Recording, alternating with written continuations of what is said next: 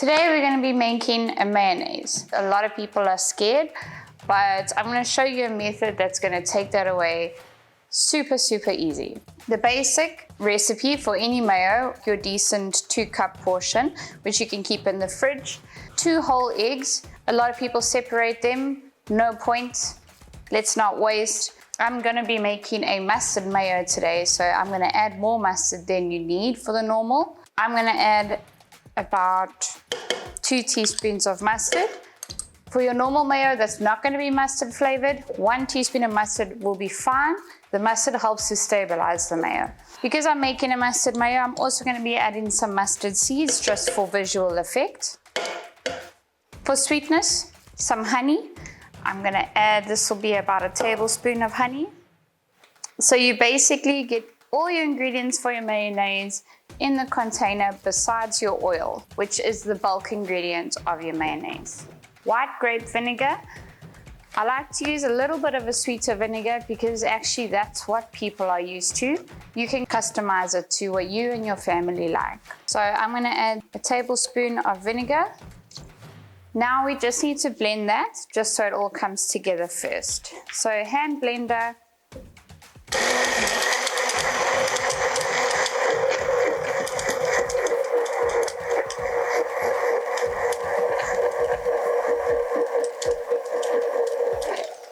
Okay, I'm also going to add a pinch of salt.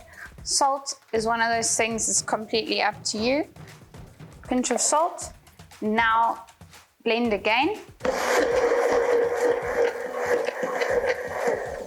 Okay, now our oil. I'm using 500 mils of oil.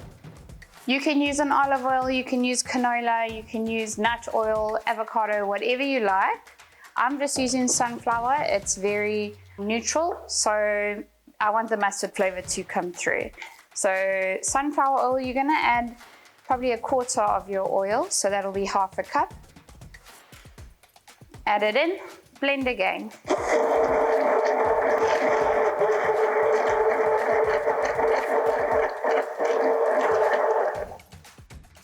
So you're going to see that the mayonnaise has already thickened a little bit. Mayonnaise is made by emulsifying, and emulsifying doesn't have to be as slow and tedious as everyone thinks. It's about the oil mixing with the vinegar and the eggs. So I've added 1/4 of the oil. We're going to add another gloop of oil. Blend again.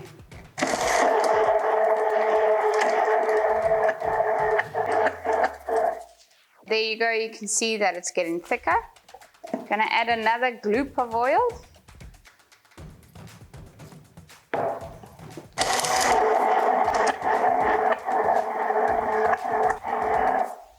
Almost there, last bit.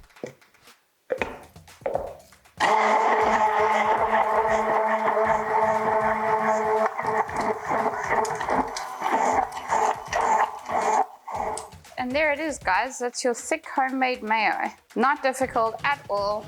Don't be scared. If it's too thick, you can add some hot water.